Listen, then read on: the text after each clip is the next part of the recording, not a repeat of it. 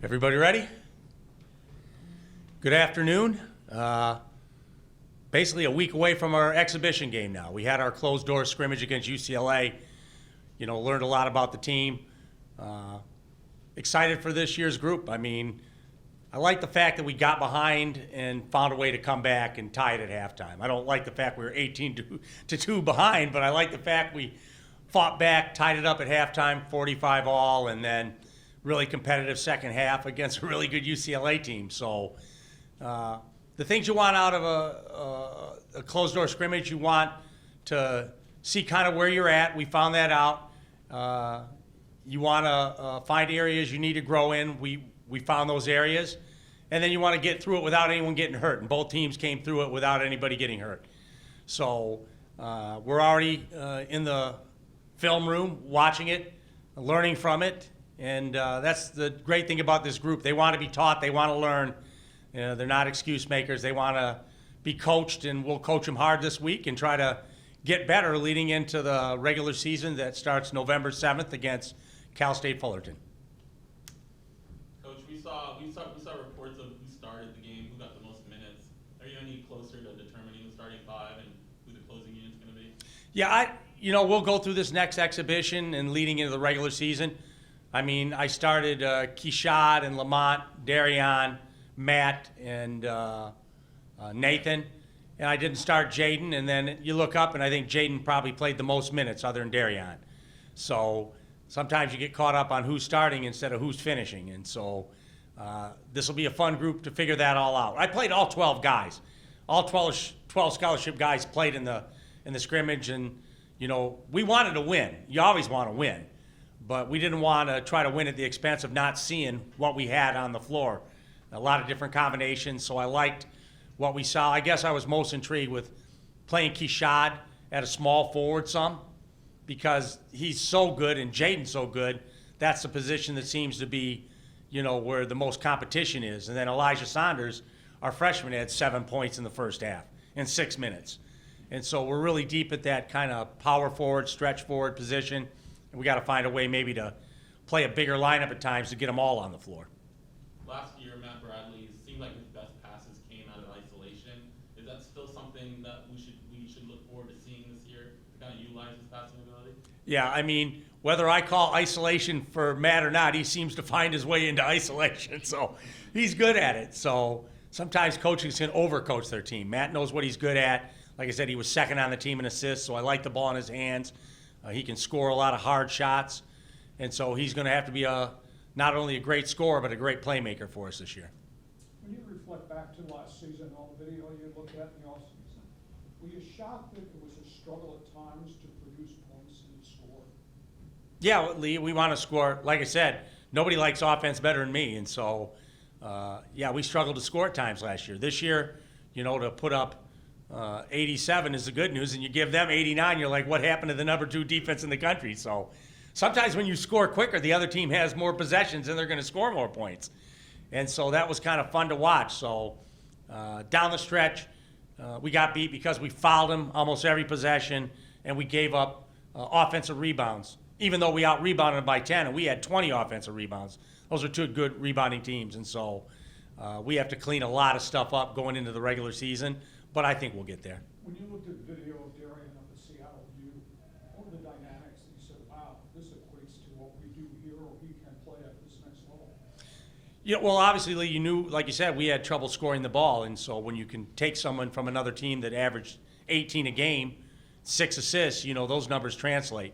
Sometimes you take a high school kid, you have to project what they're going to be.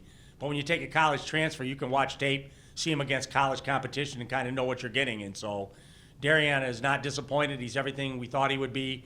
He's a dynamic scoring guard. The thing he has to do is, obviously, I told both he and Lamont they have to try to find a way to be 2 assists to 1 turnovers. I think Lamont had 6 assists, but he had 5 turnovers. Darian had 3 assists, but he had 3 turnovers. So we have to have those guys be closer to 2 to 1 for us to have the kind of year we want to have. And I think they will be. What type of challenge was Tiger Campbell, and just in general, what type of players Tiger Campbell you've seen him before, and what did you think of the job that Darian and Lamont were able to do on both ways? Tiger was sensational. I mean, with Juzang and some of the pieces they had last year, he was more of a pure point guard. To me, he looked like Malachi. I mean, he can turn his offense up at any time. He's not afraid to find people. He's a good passer, but he looks like he's more trying to score this year, which they need him to do. Tiger's only ever done what the coach wants him to do, and, I talked to Mick, and he's real excited about what he's seen into the 4, 5, 6 weeks of practice leading into our scrimmage. He just says, Tiger's been dynamic for him, and he was dynamic in the scrimmage. Hey, Brian, you know this team so well through all the off-season workouts and everything. Now that you're into the practice and you played against UCLA, anything jump out to you surprising one way or the other, whether it's a player or something this team can do? You say, hey, I didn't know we could do that, or I didn't know this was a possibility. Well, I was hoping we'd be a good rebounding team, and I think we will be. I think we're going to really attack the offensive glass, and that's even against teams that do a good job boxing out. I think we're strong and physical. So I think we're going to be a good offensive rebounding team. We're a better running team. I mean, we really got up and down the floor against UCLA, and obviously that led to 87 points. So I thought we're running better. Those are two things I'd hope we do better, and we kind of did in the first look at the team. Now we have to continue just to be what you have to be to win important games, and that's good in the half-court execution. Good teams aren't going to let you run up and down the court all the time. They're going to make it a half-court game, and now we have to have better timing, better execution in the half-court. And we had game slippage. I knew that would happen. Guys are too anxious to move through the plays too quick instead of being more precise and being a little slower. So that stuff we'll work on this week. Better timing, more conscious as to when you go, and setting bodies, screens with physical bodies and stuff like that, that you just know from doing it all these years is just going to, that's what takes the time. Defensive intensity, will it kick in? I mean, we were alarmed at all, you give up 89? Yeah, yeah, I don't want to give up 89. I just thought down the stretch, we didn't make them score baskets. We put them on the foul line constantly. And they're good. I mean, there's some things I wanted to see in the scrimmage that I might have changed in the game, but I wanted to see if we could stop certain things just being basic, If this was a game, I'd have probably found a way to double Tiger Campbell on ball screens and make someone else beat us. But we didn't do that. We switched some, we fought over, and he was dynamic. And then Jaquez, you're talking about two preseason Pac-12 players, first team conference, and they played like it. One had 31, one had 26, and they were dynamic. And so, yeah, we didn't want to let them score that many, but yeah, we probably gone in the game. We probably would have changed up a few things not to let those two play the way they did against us. And Dutch, saying the team ran well, might we see you guys push it down the floor more this year? Yeah, I always say every team in the country, 360-some teams, start the season saying they want to run better. And I said only about 10 end up doing it. Are we going to be one of those 10 teams that can run better? And we put time into it. It doesn't just happen. You don't just say run harder. We've spent most of the summer and into the fall working on our running game. Now, obviously, you start losing some of that as you start preparing. You're getting your half-court offense together. You're preparing for other teams. So the question is, can we carry that over, all the work we put in, into the season? So if Sunday was any indication, I'm encouraged by the way we ran the ball. And does the intense defense that you guys play, does it ever prevent you from running because they're spent with the defense that they're playing? I think we score less points because of our defense. Teams take 30 seconds to get a shot up sometimes. Against other opponents, they might get a earlier quick look. But we make it so hard that games get shortened because our defense is usually good enough where it slows the other team down and slows the tempo of the game because we guard so hard. And we're hard to score against. And so that limits possession sometimes. So hopefully we can run, even though we're going to guard hard, with limited possessions where we can still run and try to get easy baskets. Are you a friend as a head coach based on what Steve did, what you inherited, what you're built on, that the nation still doesn't give the Aztecs any preseason respect? 30-2 and conference championships and all that, and you're 19th and 20th in the nation, and nobody's paying attention out here? Yeah, I like the fact we say we're 19th or 20th and we're getting disrespected. That's great respect, so I love it. So yeah, we have high expectations, so that's where we want to be, that's where we expect to be. So like I said, we got 19 places to climb. We want to climb the pole. So, and also, obviously there's 200 and some the other direction. We don't want to go that direction. So we want to try to be the best version of ourselves.